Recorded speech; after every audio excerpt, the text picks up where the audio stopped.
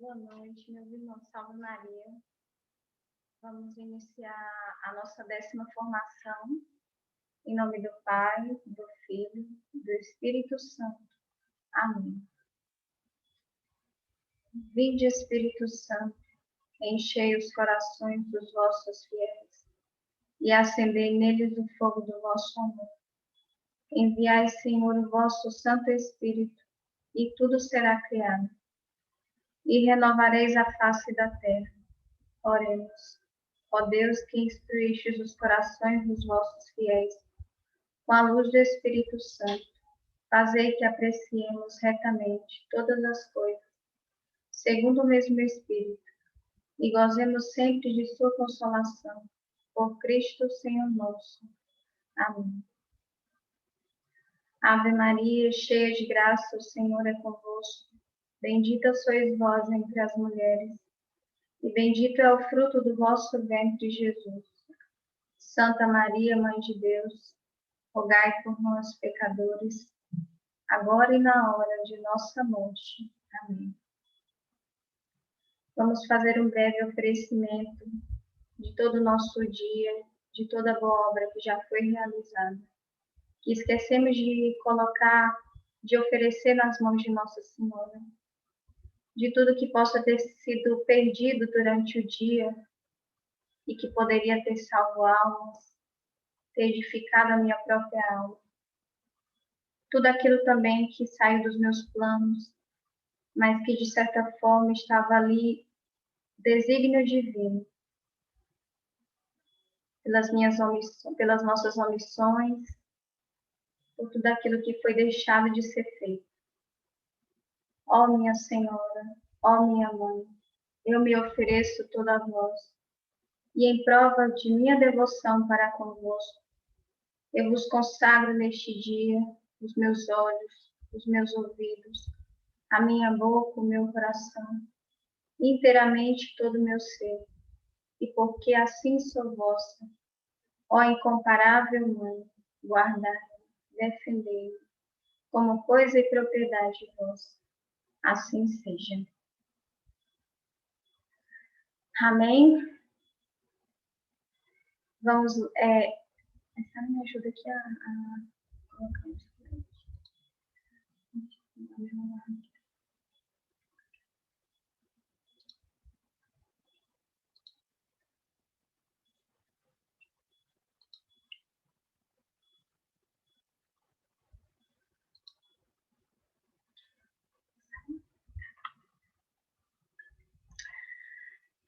Hoje a nossa 10ª formação, capítulo 7. São Luís vai falar sobre os efeitos maravilhosos produzidos por esta devoção numa alma que a segue fielmente. Até aqui, nós vimos que São Luís dedicou todo o tratado para nos mostrar quem era Nossa Senhora, para nos fazer compreender Nossa Senhora dentro do plano trinitário, né?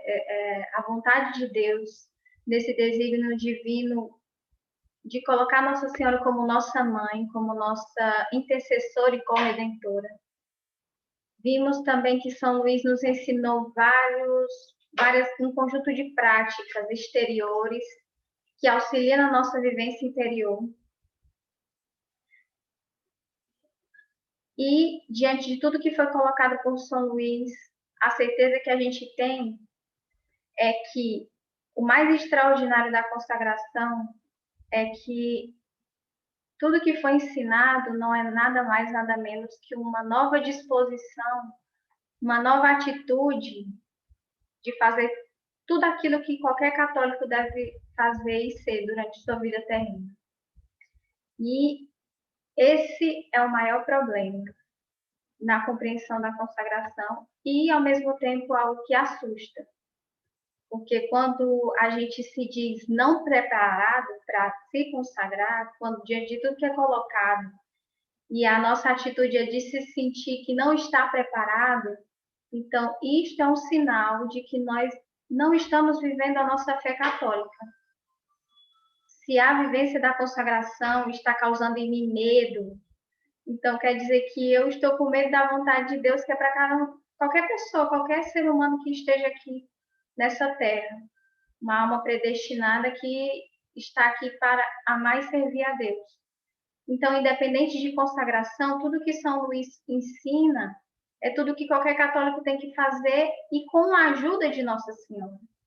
Então, se eu acho que ir sozinho é mais fácil, eu acredito que a metodologia, pelo contrário, ela nos auxilia de maneira especial a viver aquilo que já está escrito, né? Eu coloquei aqui uma parte na verdade, é o prólogo do Catecismo da Igreja Católica, não chega ainda nem a iniciar o Catecismo. E ele vai nos lembrar qual o desígnio do ser humano aqui na Terra. Qual o sentido do ser humano, da existência humana?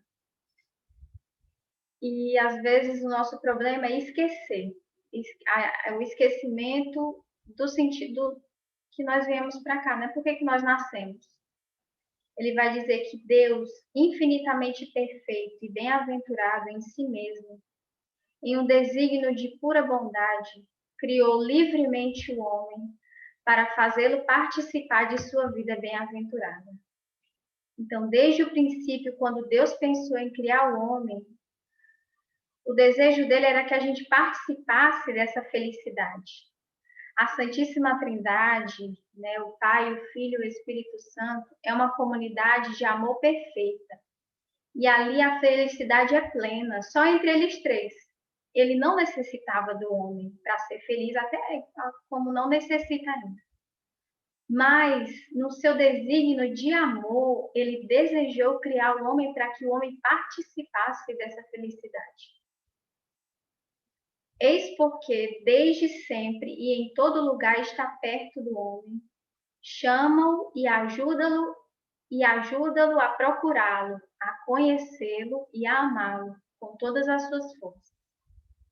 Convoca todos os homens dispersos pelo pecado para a unidade de sua família, a Igreja.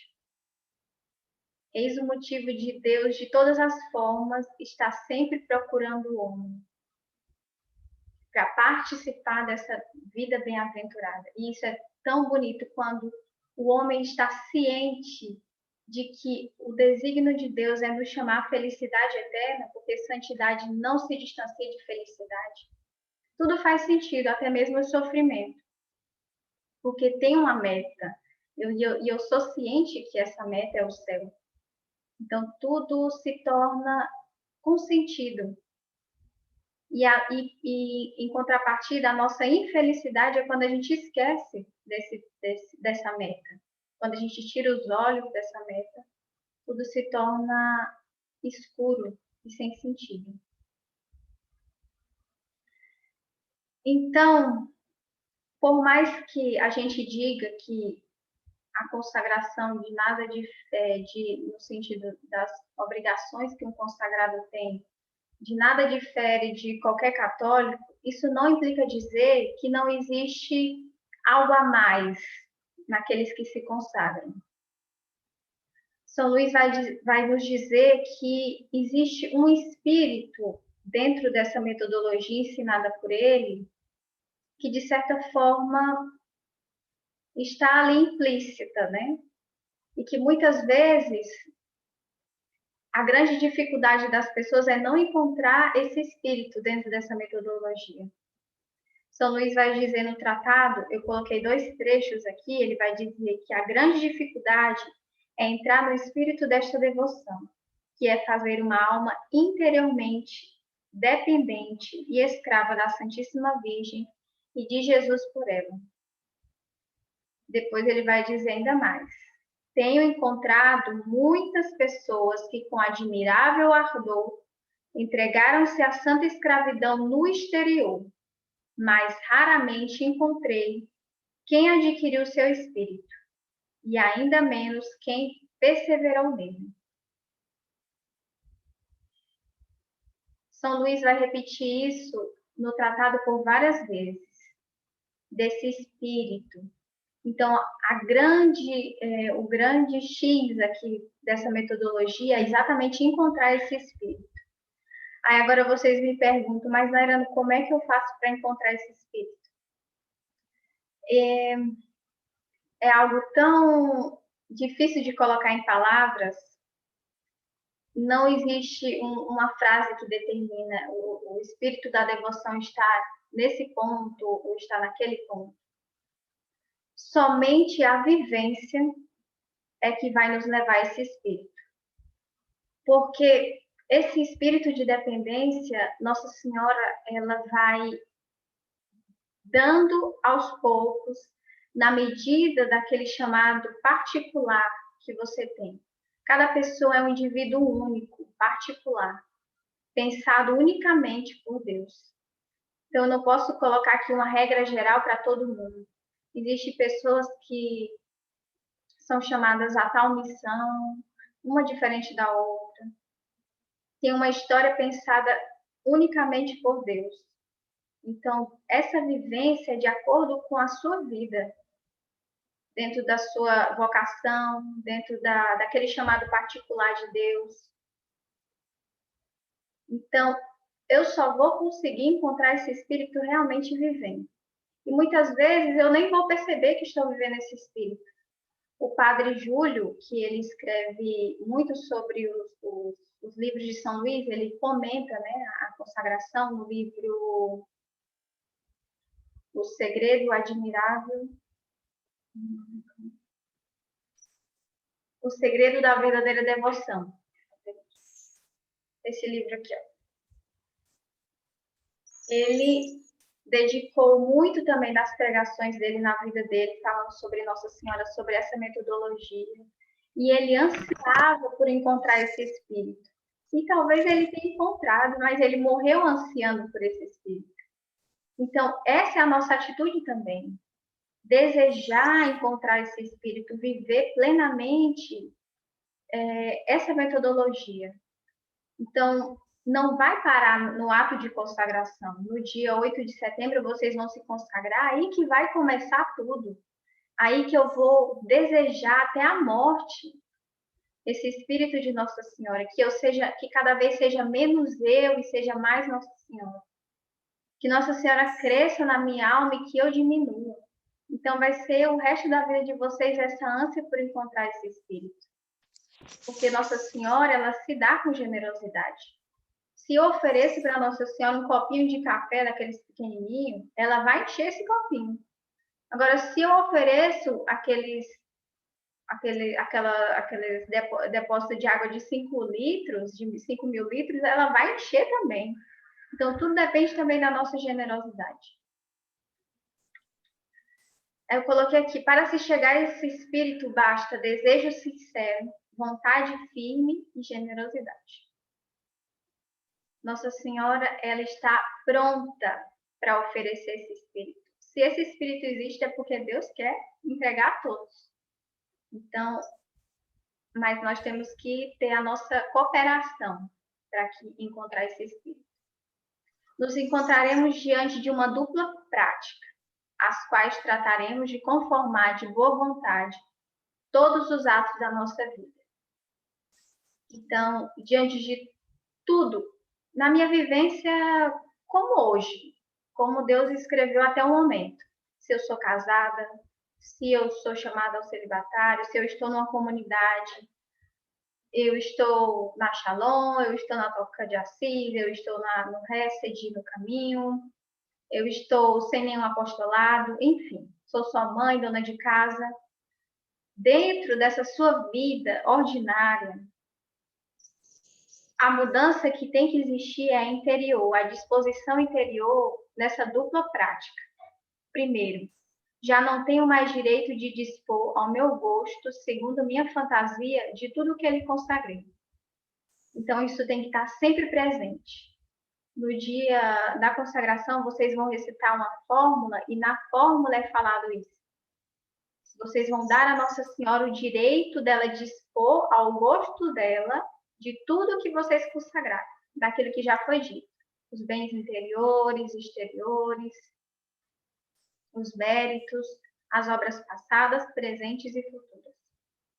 E segundo, dar-lhe inteiro e pleno direito de dispor de mim e de tudo que me pertence segundo a sua vontade. Então, tudo que acontecer com vocês depois da consagração deve ser visto com um olhar espiritual, da vontade de Nossa Senhora, que é a mesma vontade de Deus na vida de vocês. Uma doença, uma contrariedade, uma dificuldade, tudo aquilo que não está ao meu controle. A partir da consagração vai estar no controle de Nossa Senhora. Então, cabe a mim dizer o fiat, como ela disse. Faça-se em mim segundo a tua palavra. E automaticamente a nossa espiritualidade, o culto mariano vai crescendo, essa nossa devoção. E Nossa Senhora vai, em contrapartida, nos mostrando esse espírito.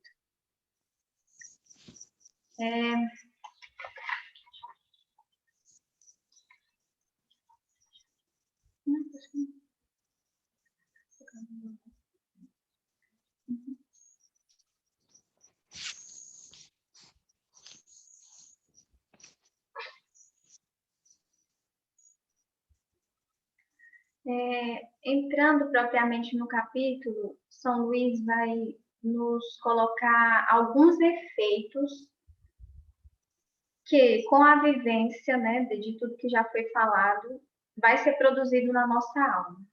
Então, não se iludam. Não é só não é só recitando a fórmula lá no dia que esses efeitos vão ser produzidos. É preciso sempre ter essa dupla prática de tudo que for acontecendo na nossa vida. Lembrar sempre que eu já não me pertenço mais, que tudo pertence à Santíssima Virgem e que ela pode dispor de mim à sua maneira. Então, aí sim os efeitos vão ser produzidos na nossa alma. Não é conto de fada, a consagração não é conto de fada.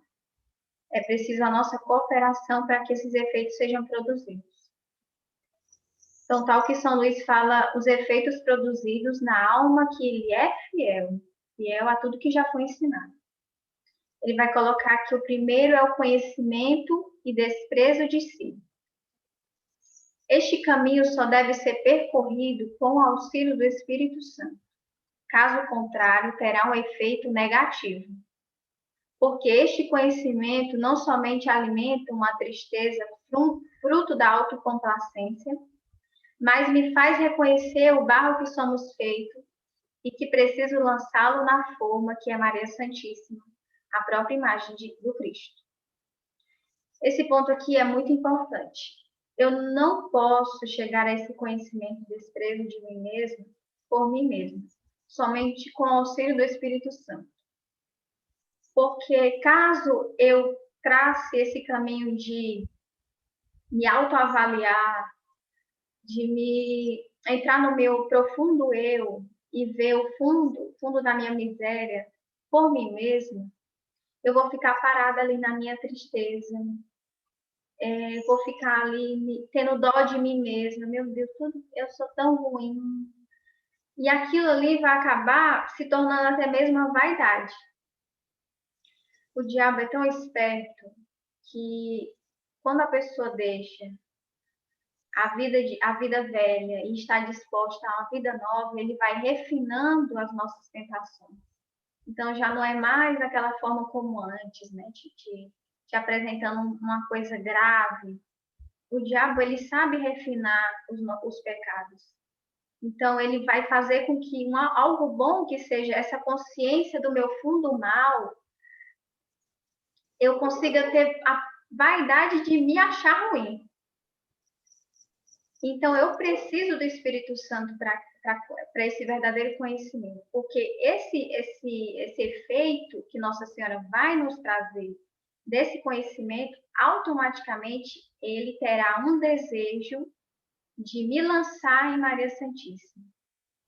Eu não vou parar em mim mesma. Automaticamente eu vou ter um desejo de me entregar a ela.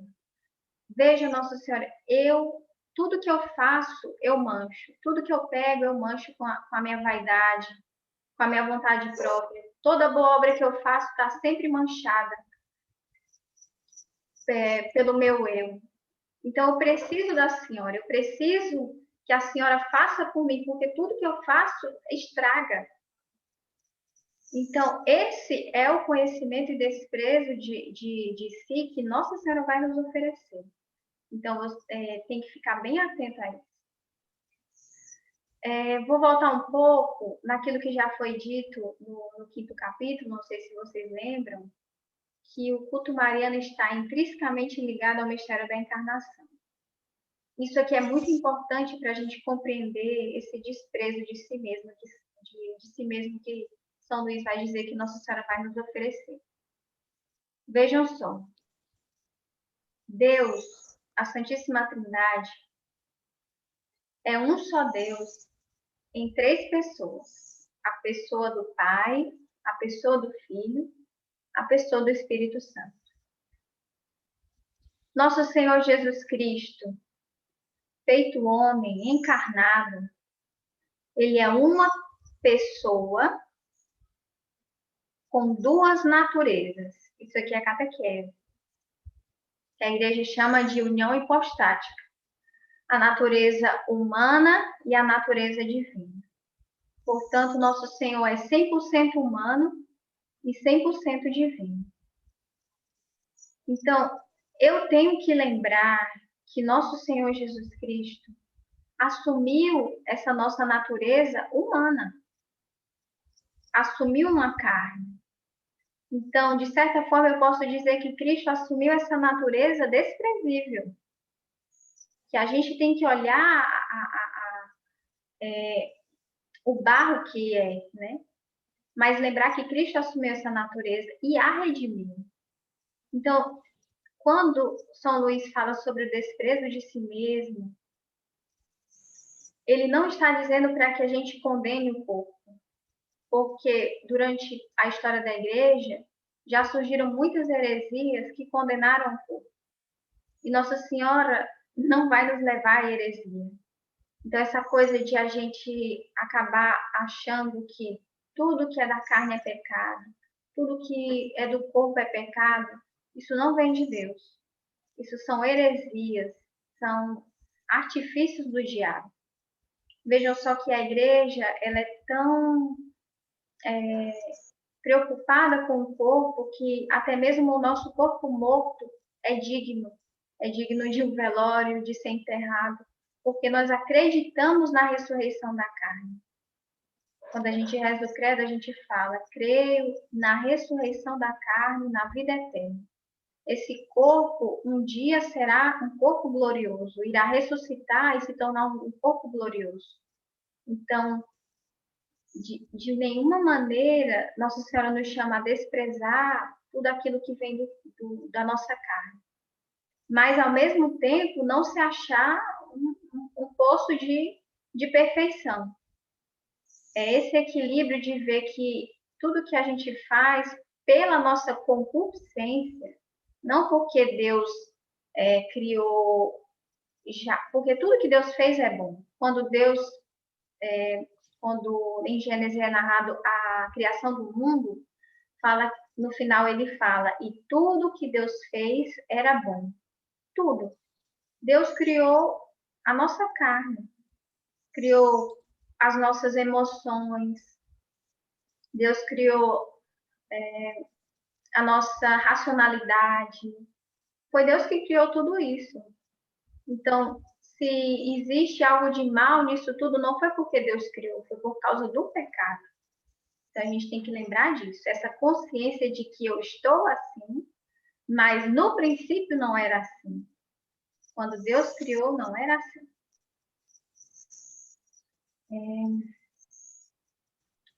Então, o desprezo de si mesmo deve ser a luz do mistério da encarnação.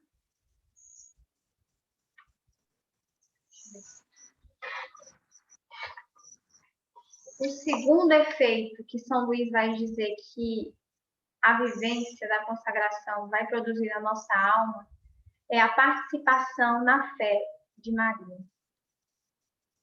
São Luís vai dizer que participar dessa fé é ter fé pura, que me faz me importar muito pouco com o que é sensível e extraordinário. Isso aqui é muito interessante, porque quando a gente progride um pouco na vida espiritual, automaticamente surge essa fé de a gente não procurar mais só se aproximar de Deus quando a gente sente algo, porque isso gera falta de perseverança, instabilidade espiritual. Uma fé que só busca aquilo que é sensível, raramente ela vai perseverar, porque no dia que ela não sentir nada, ela desiste. Então, Nossa Senhora vai nos fazer participar dessa fé pura dela. Tudo que aconteceu, se a gente lê nos Santos Evangelhos, tudo que aconteceu com Nossa Senhora é fora da racionalidade humana. E Nossa Senhora não esperou sentir nada para acreditar, porque ela tinha essa fé pura. Então, eu não vou esperar rezar o meu texto e sentir arrepio, não vou esperar, eu só gosto de ir na missa com o padre fulano de tal, porque quando ele faz a homilia eu choro, eu me emociono, porque as palavras dele entram na minha alma e eu sinto uma coisa maravilhosa. A nossa fé não pode ser medida pelas nossas emoções, por aquilo que a gente sente. Eu vou na Santa Missa porque eu preciso da Santa Eucaristia, eu preciso participar daquele pequeno céu aqui na Terra. Então vejam só como a visão espiritual já muda quando a gente tem uma fé pura. E automaticamente a gente persevera nos momentos de aridez, de dificuldade. Eu não estou com vontade de ir à Santa Missa, mas eu sei que eu preciso, eu tenho que ir. Uma fé vivificada e abastecida pela caridade, para que toda a minha motivação ao realizar qualquer bem seja por puro amor. Então, a minha motivação vai ser sempre amar a Deus sobre todas as coisas. Eu não vou esperar por mais nada. Eu não vou esperar estar com vontade. A minha motivação vai ser simplesmente porque eu quero amar a Deus. Uma fé sólida que te fará ficar firme e inalterável nos momentos de temporais e ventanias. É como consequência, né? Uma da outra. Se eu não busco mais somente aquilo que é sensível, se a minha motivação é somente amar a Deus, automaticamente eu vou ficar inalterável nos momentos de temporais e ventanias, nas aflições, nas dificuldades. Uma fé proativa e aguçada. Eu vou ter aquela sutileza de reconhecer Deus em pequenos detalhes, em pequenas situações, em coisas que humanamente é difícil enxergar Deus naquilo. Mas com uma fé proativa e aguçada, eu vou conseguir entrar nesses mistérios de Jesus Cristo, nos fins últimos do homem, no coração de Deus. Uma fé corajosa que te fará operar maravilhas por Deus e pela salvação das almas, sem hesitar. Uma fé que não fica só nas palavras, mas uma fé que me faz operar maravilhas por Deus, que me faz criar obras, que a própria palavra de Deus fala que uma fé sem obra é morta. Então, essa fé de Maria, que nós vamos participar, ela pede isso, ela pede que nós operemos maravilhas por Deus e pela salvação das almas. Esse grupo de consagração que está sendo feito, isso é fruto da vontade de Nossa Senhora que clama nas almas das pessoas que já participaram disso e que automaticamente elas querem que as outras pessoas sintam isso. Então, ninguém quer oferecer nada do que não tem. Então, automaticamente, Nossa Senhora vai nos oferecer esse desejo de operar maravilhas por Deus e pela salvação das almas.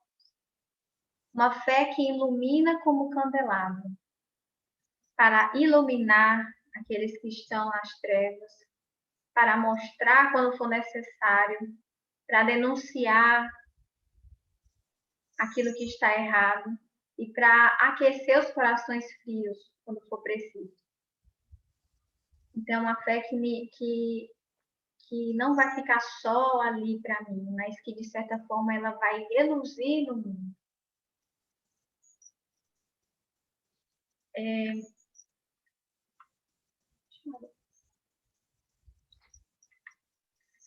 Eu queria que quem tiver a possibilidade de pegar a Sagrada Escritura, eu queria colocar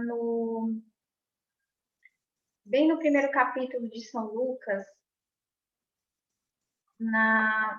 logo no início, no capítulo 1, a sabedoria do Espírito Santo é tão extraordinária, né? Que quando ele, antes mesmo, porque, vejam só, a Sagrada Escritura poderia ter começado falando sobre a anunciação do nascimento de Cristo.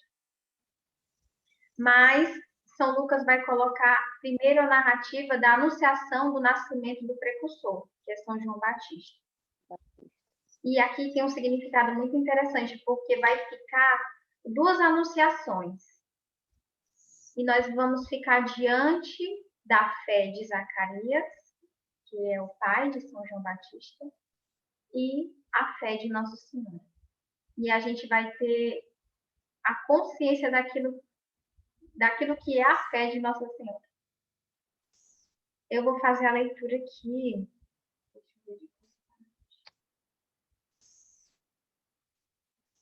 Do versículo 5. Nos tempos de Herodes, rei da Judéia, houve um sacerdote por nome Zacarias, da classe de Abias. Sua mulher, descendente de Arão, chamava-se Isabel. Ambos eram justos diante de Deus e observavam irrepreensivelmente todos os mandamentos e preceitos do Senhor. Mas não tinham filhos, porque Isabel era estéril e ambos de idade avançada. Ora, exercendo Zacarias diante de Deus as funções de sacerdote, na ordem da sua classe, coube-lhe por sorte, segundo o costume em uso entre os sacerdotes, entrar no santuário do Senhor e aí oferecer o perfume. Então, Zacarias, naquele dia, foi designado a entrar no templo para fazer a oferta dos perfumes. Todo o povo estava de fora à hora da oferenda do perfume. Apareceu-lhe então um anjo do Senhor em pé, à direita do altar do perfume. Vendo, Zacarias ficou perturbado e o temor assaltou. Mas o anjo disse-lhe: Não temas, Zacarias, porque foi ouvida a tua oração. Isabel, tua mulher, vai dar-te um filho, e tu o chamarás João. Ele será para ti motivo de gozo e alegria, e muitos se alegrarão com o seu nascimento, porque será grande diante do Senhor, e não beberá vinho nem licor, e desde o ventre de sua mãe será cheio do Espírito Santo. Ele converterá muito dos filhos de Israel ao Senhor seu Deus, e irá diante de Deus com espírito e poder de Elias, para reconduzir os corações dos pais aos filhos e os rebeldes à sabedoria dos justos, para preparar ao Senhor um povo bem disposto. Então vejam só, é um anjo que apareceu para Zacarias, falando algo humanamente impensável, porque o Evangelho é claro em dizer que Isabel era estéril, então não poderia conceber. Zacarias, diante de tudo aquilo que foi dito, com medo, perguntou ao anjo: Como terei certeza disso? Pois sou velho e minha mulher é de idade avançada. O anjo respondeu-lhe: Eu sou Gabriel, que assisto diante de Deus, e fui enviado para te falar e te trazer essa feliz nova. Eis que ficará mudo e não poderás falar até o dia em que estas coisas acontecerem, visto que não deste crédito às minhas palavras, que se hão de cumprir a seu tempo. Então, vejam só, Gabriel de certa forma, se coloca diante de Zacarias e diz: você não está acreditando em mim, eu sou Gabriel. E eu vim anunciar essa boa nova para ti, e você vem me dizer como que vai acontecer isso. Vejam só que aqui nós temos, essa narrativa mostra que Zacarias teve uma dúvida, porém uma dúvida incrédula. Ele não duvidou, de certa forma, achando que aquilo ali iria acontecer. Ele duvidou, e duvidou mesmo, achando que era impossível. Isso não vai acontecer. Quando a gente... Agora eu vou pular para o anúncio de nosso Senhor Jesus Cristo e vocês vão perceber a diferença. Versículo 26.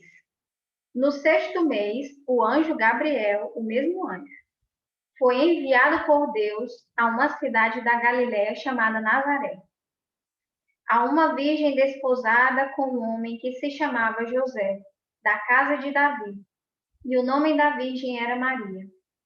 Entrando, o anjo disse-lhe: Ave cheia de graça, o Senhor é contigo. Perturbou-se ela com essas palavras e pôs-se a pensar no que significaria semelhante saudação. Nossa Senhora, da mesma forma que Zacarias, ficou perturbada diante daquela imagem do anjo diante de si. E Nossa Senhora pôs-se a pensar naquilo que significaria aquela saudação. O anjo disse-lhe: Não temas, Maria, pois encontraste graça diante de Deus. Eis que conceberás e darás à luz um filho, e lhe porás o nome de Jesus. Ele será grande e será chamado Filho do Altíssimo, e o Senhor Deus lhe dará o trono de seu pai Davi, e reinará eternamente na casa de Jacó. O seu reino não terá fim. Aqui nós temos muitas semelhanças com a anunciação de Zacarias. Zacarias, da mesma forma que Nossa Senhora, se perturbou. Ficou, de certa forma, sem compreender aquilo que estava acontecendo. Zacarias tinha um ponto para duvidar daquela saudação, daquilo que era anunciado, que era a esterilidade de Santa Isabel. Nossa Senhora também tinha um ponto a se questionar, porque Nossa Senhora tinha feito voto de castidade. Nossa Senhora tinha prometido para Deus no templo, na sua infância, que seria eternamente do Senhor. Apesar de estar sendo dada em casamento a São José, aquilo jamais iria acontecer, porque Nossa Senhora já havia se consagrado a Deus. E aí Nossa Senhora vai perguntar também para o anjo: como se fará isso, pois não conheço o homem? Respondeu-lhe o anjo: o Espírito Santo descerá sobre ti, e a força do Altíssimo te envolverá com sua sombra. Por isso, o ente santo que nascer de ti será chamado Filho de Deus. Também Isabel, tua parenta, até ela concebeu um filho na sua velhice, e já está no 6º mês aquela que é tida por estéril. Porque a Deus nenhuma coisa é impossível. Então disse Maria: Eis aqui a serva do Senhor, faça-se em mim segundo a tua palavra. E o anjo afastou-se dela. Então vejam só, Zacarias perguntou: como terei certeza disso? Ele queria, de certa forma, um sinal, alguma coisa que fizesse ele acreditar naquilo. Era uma dúvida incrédula. E quando Nossa Senhora perguntou como se faria aquilo se ela não conhecia homem, era uma dúvida, não uma dúvida incrédula, mas uma dúvida de quem acreditou nas palavras, mas queria saber como que iria acontecer aquilo se ela já tinha feito um voto. Talvez Nossa Senhora deva ter pensado: será que eu vou ter que desfazer meu voto? Será se eu vou ter que me separar de São José? Será se eu não vou poder concluir o meu noivado? Então, Nossa Senhora, quando ela se pôs a pensar, talvez ela tenha pensado quais as possibilidades que ela poderia fazer para cumprir a palavra de Deus, não para simplesmente não acreditar, mas era uma pergunta para cumprir a vontade de Deus. Então, essa é a verdadeira fé. A fé não é simplesmente eu dizer que eu acredito cegamente, mas é uma fé que eu me questiono também, mas não com incredulidade. Me questiono desejando ter o verdadeiro discernimento. Às vezes a gente muitas vezes eu já ouvi muitas pregações até mesmo de sacerdotes, colocando Nossa Senhora como uma moça ingênua, que cumpriu a vontade de Deus porque era bobinha. Não, Nossa Senhora, ela se colocava a pensar como iria acontecer aquelas coisas. Nossa Senhora não era boba. Nossa Senhora conhecia a palavra de Deus. Quando o anjo disse que Nossa Senhora seria a mãe do Salvador, ela sabia que o Salvador iria vir, porque ela lia os textos sagrados e ali existia a promessa do Messias. Então, Nossa Senhora não era boba. Nossa Senhora não tinha uma fé cega. Nossa Senhora tinha uma fé pura, inteligente. Então, essa é a fé que nós somos chamados a viver. Não é simplesmente acreditar por acreditar. E nem duvidar, né, por incredulidade. Porque para Deus nada é impossível. Depois, São Luís vai dizer que nós receberemos a graça do puro amor. Portanto, o amor é o pleno cumprimento da lei. Romanos 13, versículo 10. Por que é impossível separar o verdadeiro amor de liberdade? Porque aquele que ama é livre. Nós somos chamados à liberdade e a igreja, atendendo ao chamado de Cristo, aponta o caminho e salvaguarda nossas almas da escravidão do mundo. Então, quando Deus fala que a gente tem que amar a Deus acima de todas as coisas, é porque Ele compreende que somente esse caminho que nos dá a verdadeira liberdade. O amor servil, o amor simplesmente por medo, o amor escravo, o amor que só obedece por medo, ele pode até salvar, mas ele não santifica. Muitas vezes as pessoas são salvas, porém não são santas. Ser salvo é diferente de ser santo. Mas o amor puro, ele santifica. E é esse amor puro que Nossa Senhora quer oferecer para a gente. Trilhamos o caminho de Cristo não por medo. O medo é fruto do pecado. Mas, agraciados pelo puro amor a Deus, temos a confiança da liberdade de filhos amados que somos. Vocês lembram que quando Adão e Eva pecaram, qual foi a primeira atitude deles diante de Deus? Se esconderem, por medo. Eles já não viam Deus com aquele amor puro de antes, eles viam Deus com amor servil. Sentiram medo do castigo. E muitas vezes nós somos católicos assim.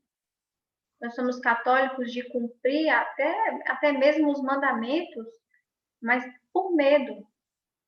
Por medo do inferno, por medo dos próprios castigos mesmo. Podemos nos salvar dessa maneira? Até pode, mas não é a maneira mais perfeita, não é a maneira que Deus quer, porque Deus quer nos dar essa liberdade de quem ama com amor puro, não porque tem medo.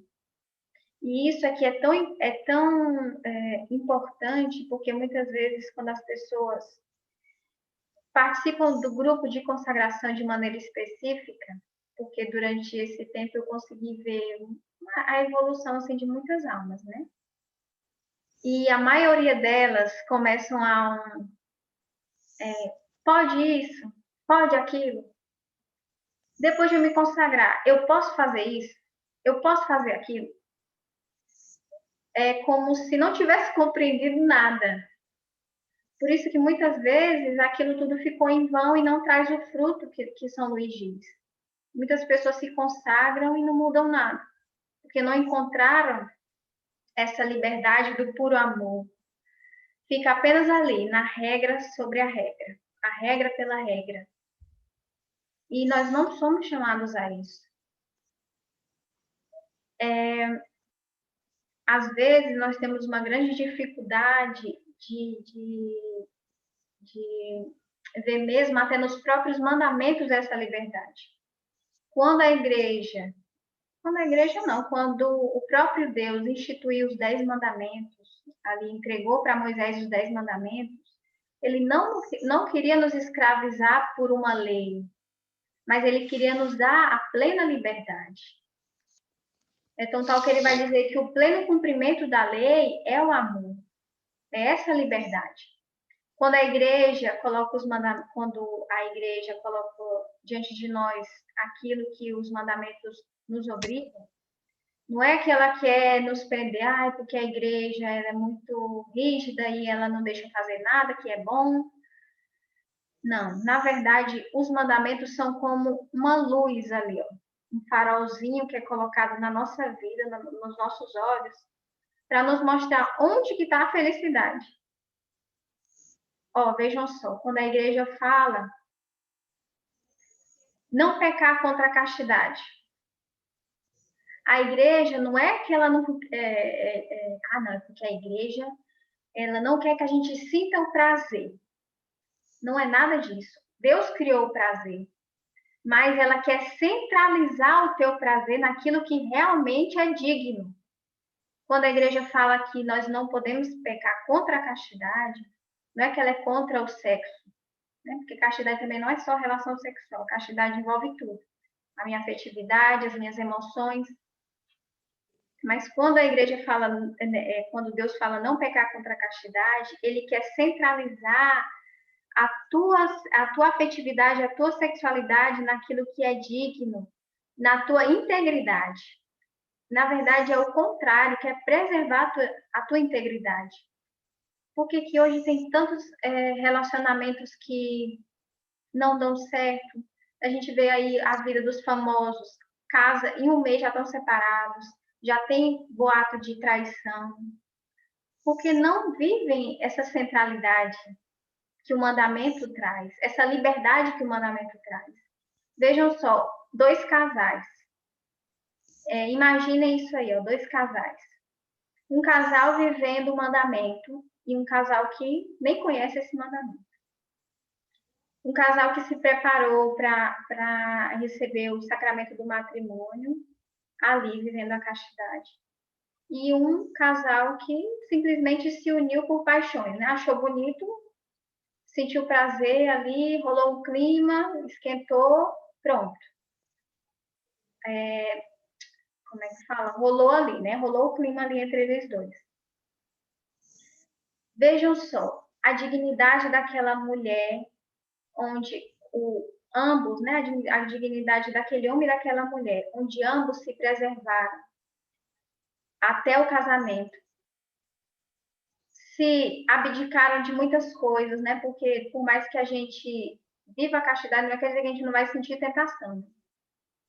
Muitas vezes ele pode ter sentido desejo por outra pessoa durante aquele período, mas pelaquela centralidade ali, aquele motivo da integridade dele como pessoa e daquela pessoa que ele deseja amar para toda a vida, aquela integridade ali dos dois vai ser preservada para todo sempre. Mesmo depois de casado, pode acontecer de ele se sentir atraído por outra pessoa. Mas como ele foi capaz de se resguardar no período do namoro, com certeza ele vai se resguardar também depois de casado. Então, vejam só como a igreja é tão preocupada em manter a nossa integridade. até mesmo nessas pequenas coisas. O que a gente vê hoje? Mulheres sendo violentadas. Tantos problemas, né, em relação à vida matrimonial, porque não existe ali a busca pela integridade da pessoa como indivíduo pessoal e como casal. Quando a igreja fala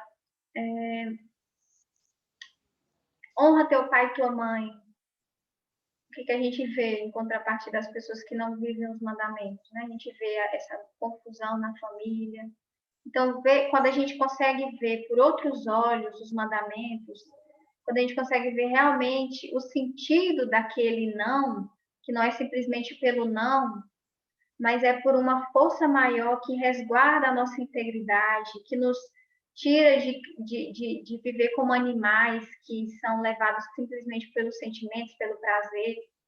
O animal é que é assim, animal sentiu, está fazendo.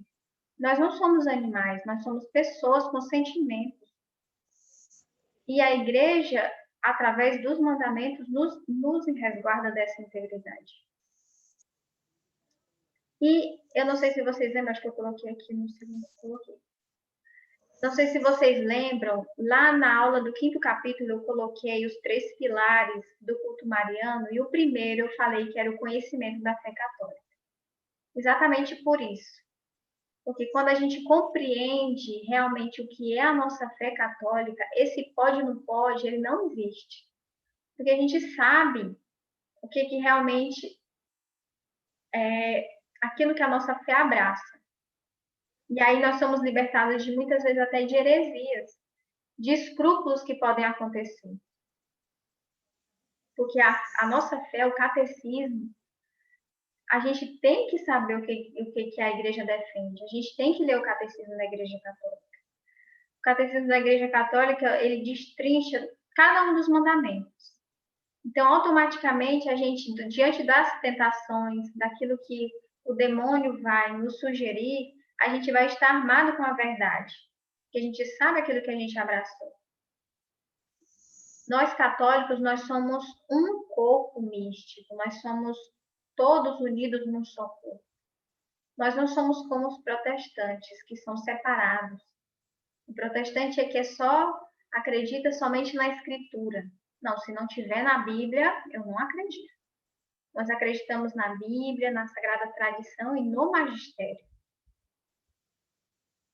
Eles falam que só a fé salva, e nós não acreditamos que não só a fé salva, né? Porque a fé sem obras, ela é morta. Então, é preciso a compreensão disso, a compreensão, porque eu não posso ser um católico que anda acreditando em tudo. E eu tenho que saber também me defender.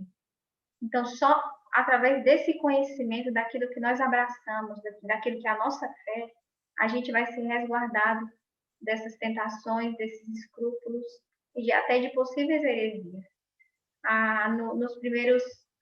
Nas primeiras aulas, a Sara falou um pouco sobre as heresias. E é muito importante conhecê-las, porque tem umas que se perpetuam até hoje. Por exemplo, aquilo que eu comentei, de achar que tudo que provém da carne é pecado. Isso foi uma heresia. Eu esqueci o nome.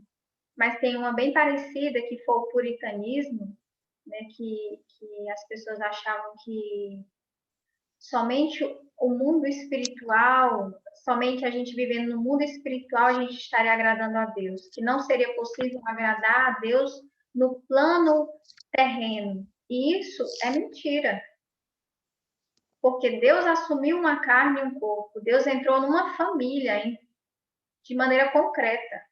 Cresceu ali como cada um de nós, vivendo uma vida ordinária, de trabalho, de missão. Então, nós não somos puritanos. Não podemos ser puritanos.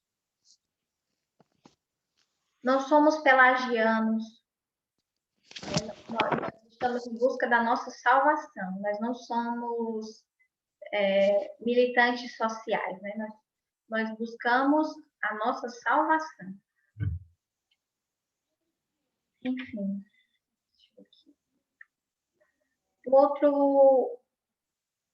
Outro fruto, né, que São Luís fala que é a grande confiança em Deus e em Maria. Eu coloquei uma parte aqui da aparição de Nossa Senhora ao índio, né, Juan Diego, em Guadalupe, no México. É uma aparição muito singela, assim, Nossa Senhora vem realmente nos mostrar esse amor que ela tem por seus filhos, e representando ali o pequeno índio, né, Juan Diego. Mas esse amor se perpetua a todos os seus filhos. E aí Nossa Senhora é tão carinhosa com ele, tão carinhosa que a gente consegue ver esse lado materno de Nossa Senhora. Ela fala assim: escuta e entende bem, meu pequeno filho, que nada te assuste e aflija. Não deixes teu coração perturbado. Não temas esta ou qualquer outra enfermidade ou aflição. Não estou aqui, eu que sou tua mãe? Não estás debaixo de minha proteção? Não sou a fonte de tua alegria? Não estás sob o manto na cruz dos meus braços? O que mais podes querer? Que nenhuma outra coisa te perturbe ou aflige. Então, como fruto dessa vivência, nessa busca em viver tudo ali na presença de Nossa Senhora, de deixar que ela disponha de mim da maneira que ela bem entender, que é a vontade de Deus,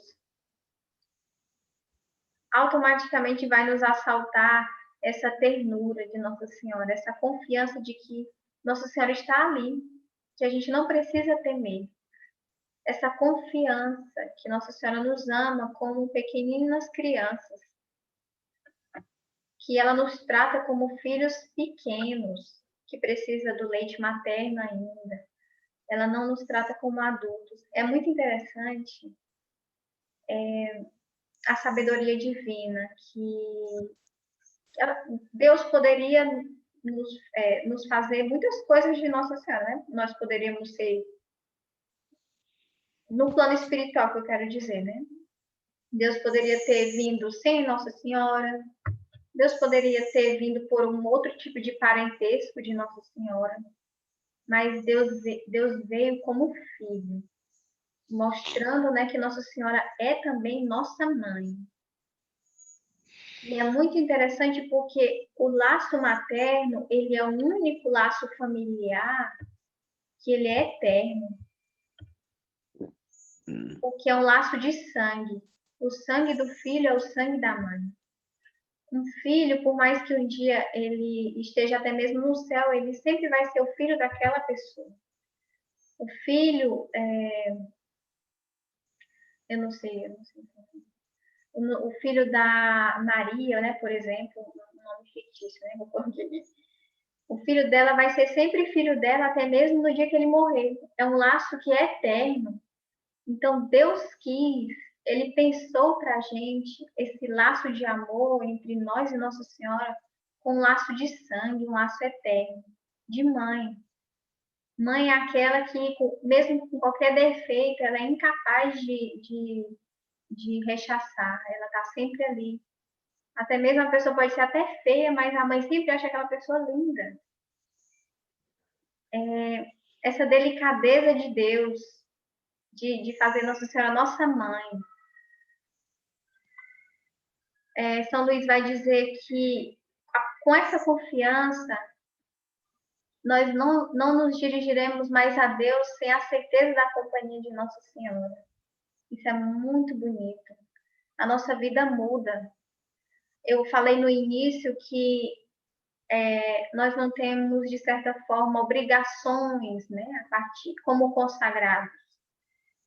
Eu tenho certa obrigação porque eu sou consagrado. Se eu tenho alguma obrigação é porque eu sou católico. A diferença, né, é que eu tenho ali a presença de Nossa Senhora que vai me auxiliar a viver a minha obrigatoriedade como católico. Mas, ao mesmo tempo, isso não tira essa coisa de revolucionar a nossa vida depois da consagração. E isso aqui revoluciona demais, essa companhia de Nossa Senhora. Vocês lembram que eu coloquei aqueles pontinhos de viver na presença de Nossa Senhora, de se esconder nela. Isso aqui revoluciona a nossa vida, porque a gente nunca mais vai estar sozinho, vai ter sempre ali a certeza da intercessão e da proteção de Nossa Senhora. E também das broncas, né? Não é só passar a mão na cabeça, Nossa Senhora também corrige. Isso é muito bom. Porque você lhe ofertou todos os seus méritos, portanto sabe que tudo será de maneira mais perfeita, pois está revestido e aperfeiçoado pelos méritos dela própria.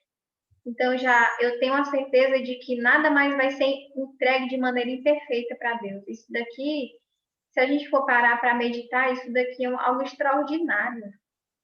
Antes da consagração, muitas coisas que eu fazia, um texto que eu rezava, eu cochilava no meio do texto, eu começava a pensar em outras coisas, passava um mosquito, e aí eu viajava, eu rezava Ave Maria sem pensar, sem meditar realmente os mistérios. E aquele texto era oferecido a Nossa Senhora, a Deus daquela maneira, todo imperfeito.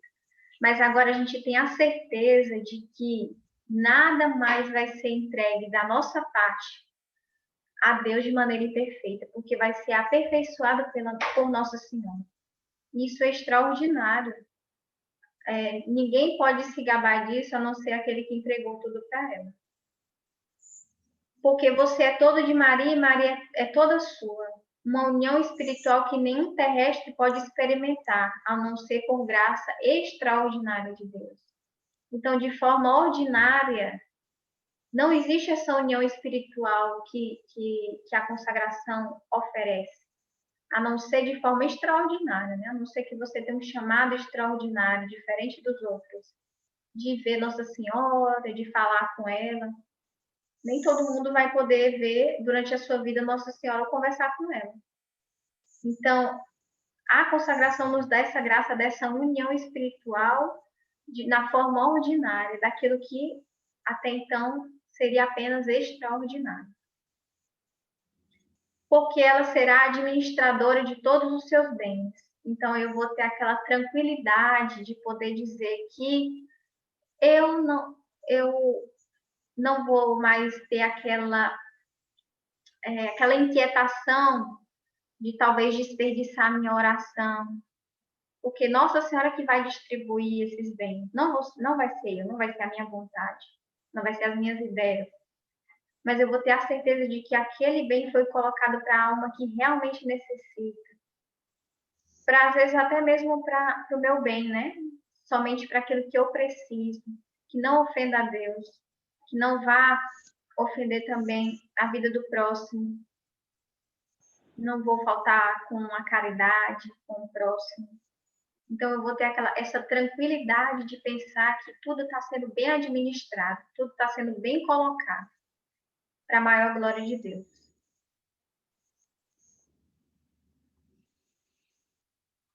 Depois, São Luís vai dizer que outro fruto é a comunicação da alma e do Espírito de Maria.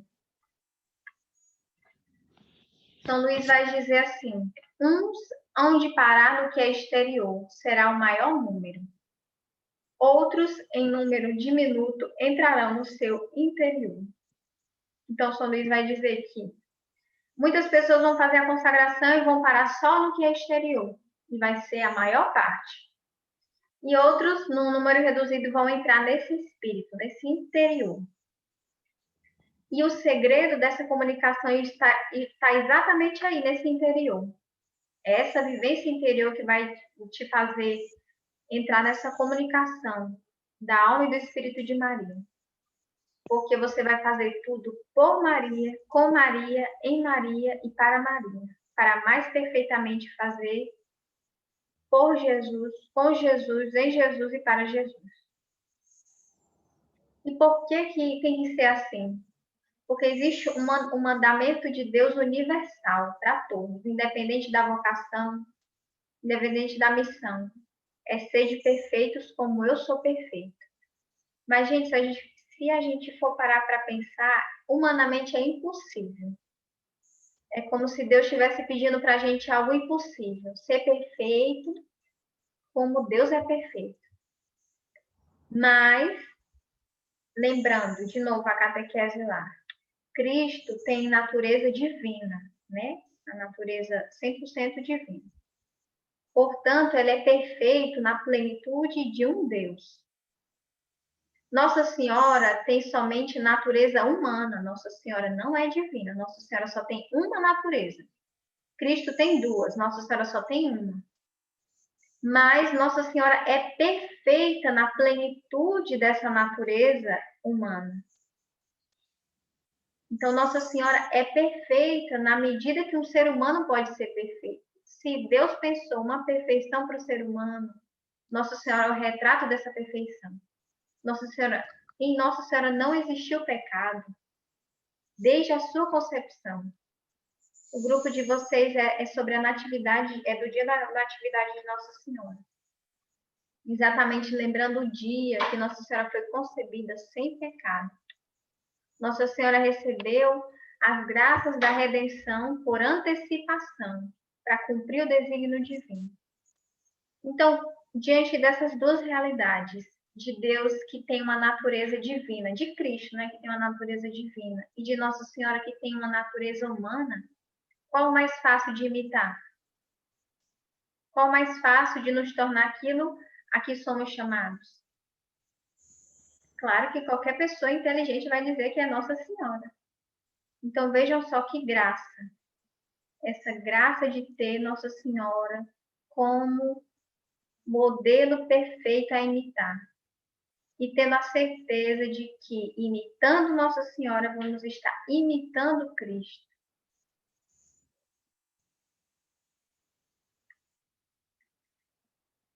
E, como São Luís disse, só vai ser possível com a vivência interior. Então, temos que ser interiormente dependentes de Nossa Senhora. Uma dependência ativa e uma dependência passiva. Uma dependência ativa, não servisse do que consagrei a Nossa Senhora, senão com seu consentimento e segundo sua vontade. Está errado o S. Mas agora a gente, para não ficar só no ar, né? É muito bonito falar dependência ativa, dependência passiva. Mas, gente, vamos ser bem concretos. Como é que eu vou saber qual é a vontade de Nossa Senhora? Se eu não escuto a voz dela. Se eu não vejo Nossa Senhora, como é que eu vou saber qual é a vontade dela? Mas existe uma coisinha chamada voz da consciência.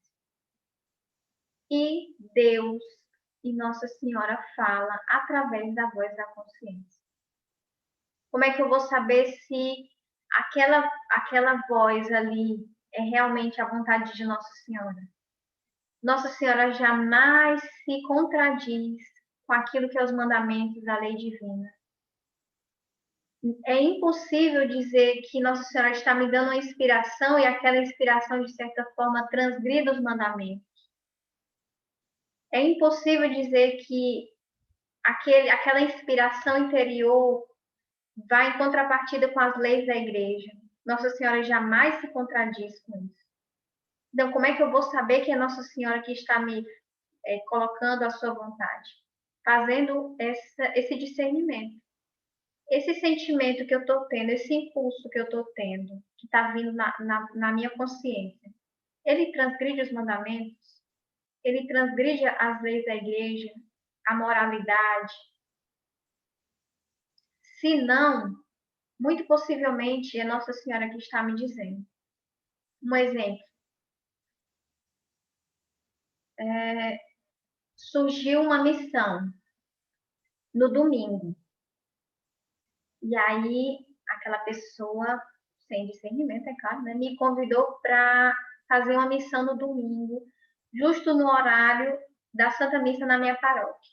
Aí eu penso, eita, Nossa Senhora está me chamando para fazer a missão. Vejam só, vontade de Nossa Senhora, eu tenho que ver Nossa Senhora em tudo. Mas, automaticamente, se eu fosse para aquela missão, eu faltaria a Santa Missa. Então, o meu discernimento aí já tinha que, costumam pensar: Nossa Senhora jamais faria eu perder a Santa Missa, principalmente a dominical. Então, este impulso não vem de Nossa Senhora. É impossível. Aí você pensa, mas apesar de todo esse discernimento, eu posso errar, achar que aquilo foi uma voz de Nossa Senhora e não foi? Posso errar. Mas, se não transgredir os mandamentos e nem a lei da igreja, consciência tranquila. É assim mesmo. A vivência vai fazendo a gente aperfeiçoar essa voz, a gente ter a clareza que realmente é, porque nós somos humanos, nós temos as nossas emoções ali. A sabedoria divina é tão maravilhosa que eu lembro que vou contar um pouquinho, né, para vocês. Eu tive uma experiência de 5 anos de vida consagrada. E lá a casa era dividida, né, a casa das mulheres e a casa dos homens. Então era sempre um monte de mulher morando junto. E vocês sabem que mulheres têm os períodos de instabilidade emocional, né? Quando chega no período, né, de ovulação, fertilidade, os hormônios vai e vem e a gente fica muito instável emocionalmente.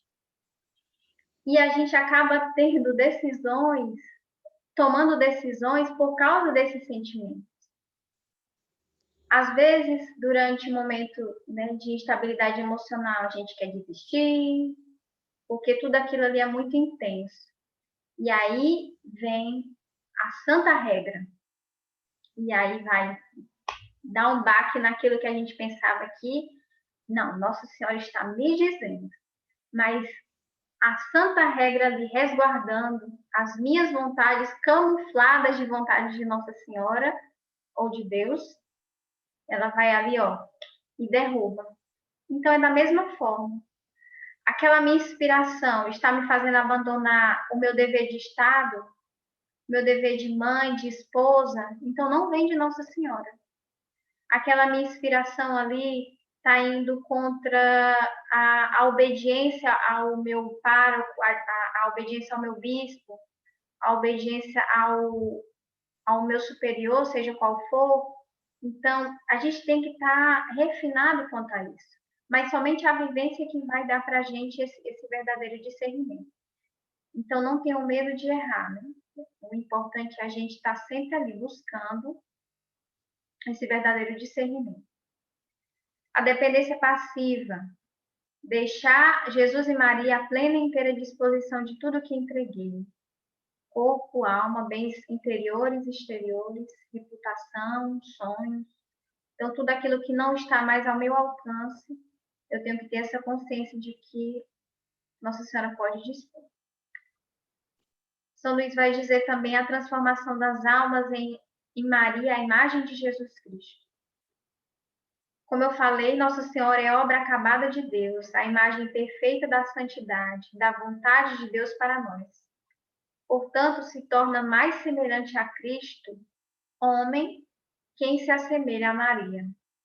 Cresceremos como Cristo em estatura e graça através da imitação de Maria. Mas como nós podemos imitar Maria? Através das virtudes. Eu coloquei aqui a definição de virtude que o Catecismo da Igreja fala. A virtude é uma disposição habitual e firme para praticar o bem. Permite à pessoa não somente praticar atos bons, mas dá o melhor de si mesma. A pessoa virtuosa tende para o bem com todas as suas forças sensíveis e espirituais. Procura o bem e opta por ele em atos concretos. O fim de uma vida virtuosa consiste em tornar-se semelhante a Deus. Então, o que nos torna semelhantes a Nossa Senhora e, consequentemente, a Cristo é a vivência da virtude. E, de maneira especial, o catecismo vai enaltecer uma virtude específica, que é a modéstia.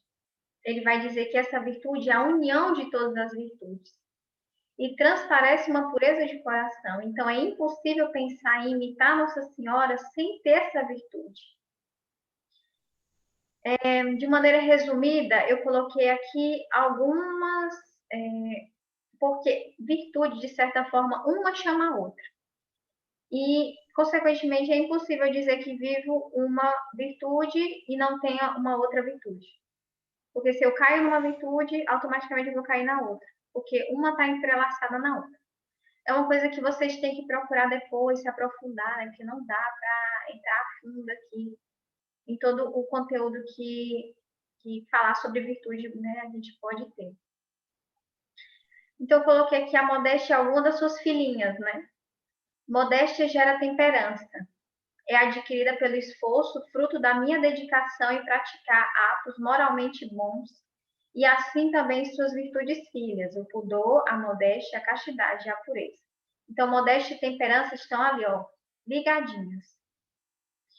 Hoje em dia, a gente enaltece muito as pessoas que falam o que pensam, né? O que vem na cabeça, que geralmente essa pessoa que fala o que pensa sem nenhuma temperança, né?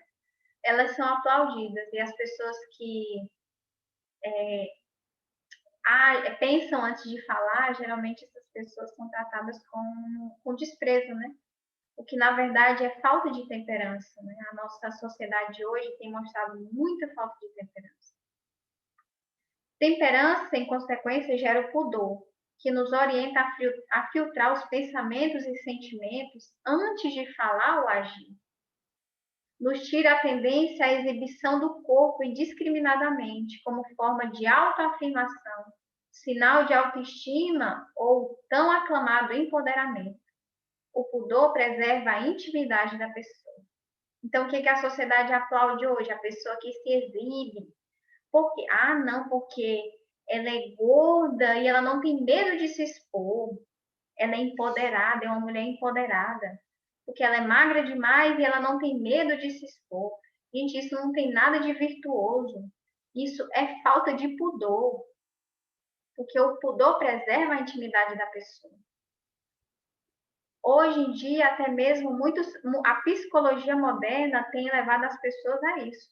Muitas vezes a pessoa chega lá no psicólogo moderno, né?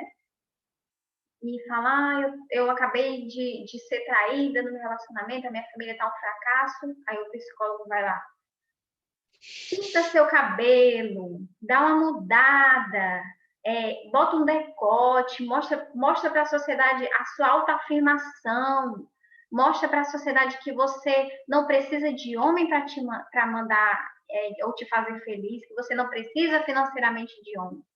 Isso não é virtude, isso é falta de temperança. Teria muito para falar sobre isso, né? Mas o tempo não permite. Pudor gera modéstia. É uma virtude anexa à temperança e diz respeito a todas as ações exteriores, e mais especificamente a maneira e o recato na hora de se vestir. Dessa forma, é preciso um entendimento claro de que não existe na prática uma modéstia somente interior. A modéstia em si é exterior. Hoje tem surgido muito no meio católico pessoas querendo justificar a sua falta de santidade, dizendo que a modéstia não é somente exterior. E isso é mentira, porque, na verdade, nenhuma virtude é somente interior. A virtude ela não está para dentro, ela está para fora, porque a virtude ela só é virtude quando ela se realiza em atos concretos. Então, eu não posso fingir que sou virtuosa. Não existe isso. E a modéstia ela é sim a maneira de se vestir. Aí tem gente que quer justificar, não, porque modéstia não é só eu me vestir cobrindo as partes que não devem ser mostradas. Porque tem gente que se cobre todo e fala demais, tem uma língua grande. É verdade, isso é um contra-testemunho, mas não justifica. Não justifica e não faz a modéstia, não tira a essência daquilo que é a modéstia. Se aquela pessoa não está vivendo realmente as virtudes, é que não vai se santificar ela, mas eu não posso querer justificar a minha falta de de santidade, né, pessoal, por causa dos defeitos dos outros. Então, eu não posso dizer que vou imitar, que estou imitando Nossa Senhora sem mudar o meu vestuário. Eu não posso dizer que estou imitando Nossa Senhora sem deixar de vestir roupa curta, sem deixar de estar expondo fotos que mostram demais na internet. Hoje em dia as pessoas perderam medo de se mostrar na internet, né? Porque tá normal tirar foto de biquíni e postar no Instagram, postar no Facebook. Isso não é virtude, isso não é católico. Por mais que tenha padres que digam que não, Deus não muda. A vontade de Deus, a palavra de Deus céus e terras passarão e a palavra de Deus não passa. E Deus é sempre o mesmo. Se lá no passado os santos, a igreja condenaram esse tipo de vestuário, não é porque hoje a gente vive numa sociedade mais moderna que as coisas vão deixar de ser pecado, não. Não é porque hoje está normal se mostrar o corpo, que automaticamente Deus vai se habituar a essa nova realidade. Não. O inferno é sempre o mesmo. E as almas estão caindo lá como gotas de chuva em dia de tempestade. Modéstia gera castidade.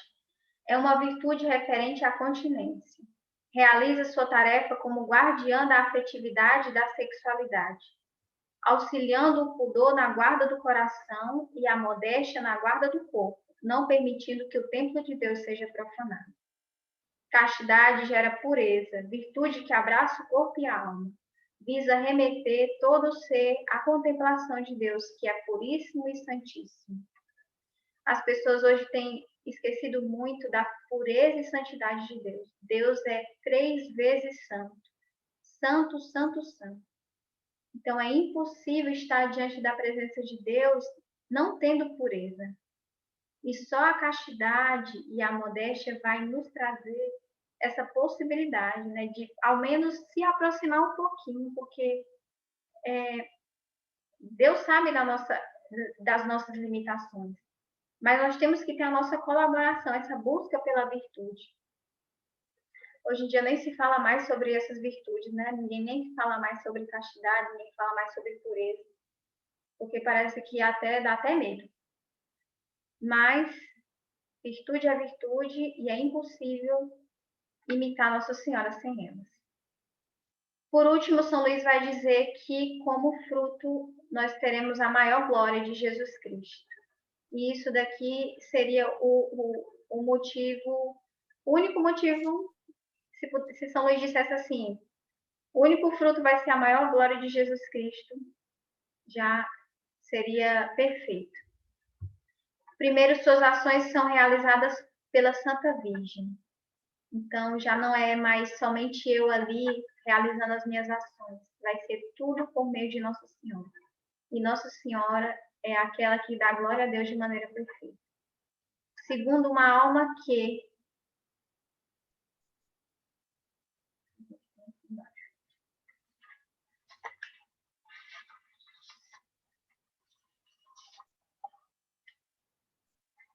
ao dirigir-se a Jesus, que seja para lhe dizer uma palavra, e não faz senão por Maria, pratica muito mais humildade do que as que agem por si mesmas. Então, com a consagração nós vamos ter essa graça, né, de uma ínfima que a gente faça tenha muito mais humildade do que aquela que faz por si mesma, porque ali vai estar a colaboração dos méritos de Nossa Senhora. Terceiro, é Nossa Senhora que oferta nossas ações, ela que encontrou graça diante de Deus. Então, nós não vamos mais entregar nada imperfeito, vai ser Nossa Senhora que vai ofertar essas ações. E quarto, Maria é o eco de Deus. Santa Isabel louvou Maria e a chamou de bem-aventurada, em virtude de ter acreditado. Maria cantou, ecoou, né? Minha alma glorifica ao Senhor. Quando Nossa Senhora é louvada, automaticamente Nossa Senhora enaltece o próprio Deus. Amém?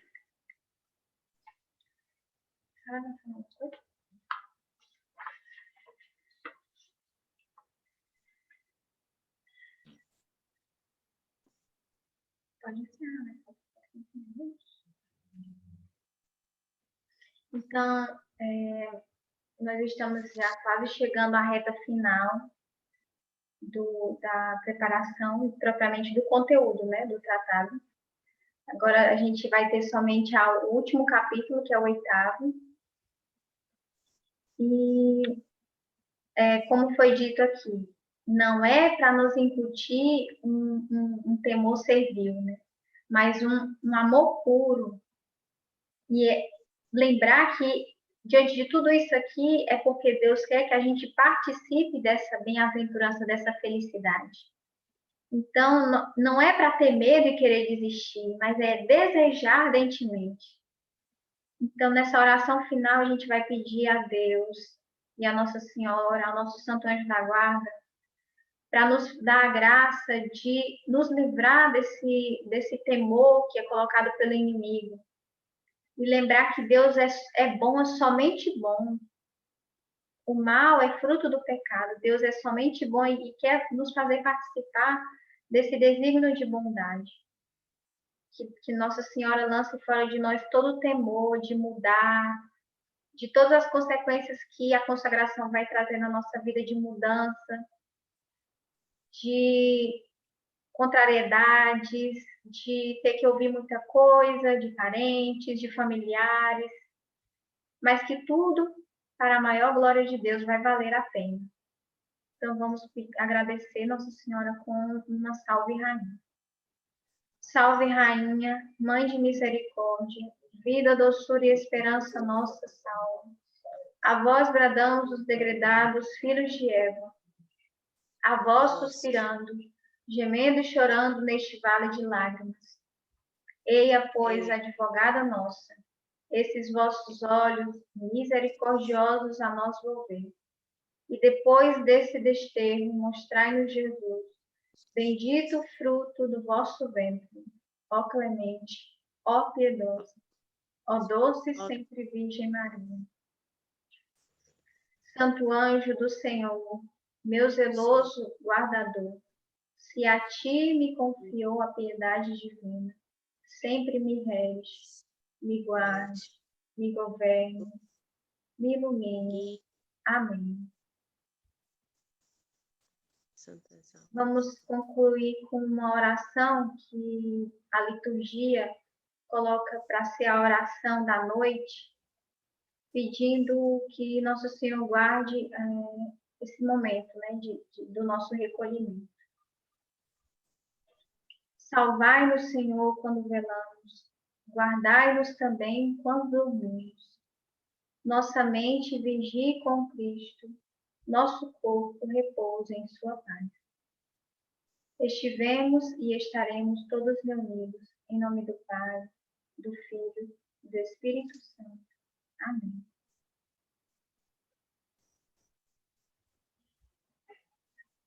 Viva Cristo Rei! Salve Maria Santíssima!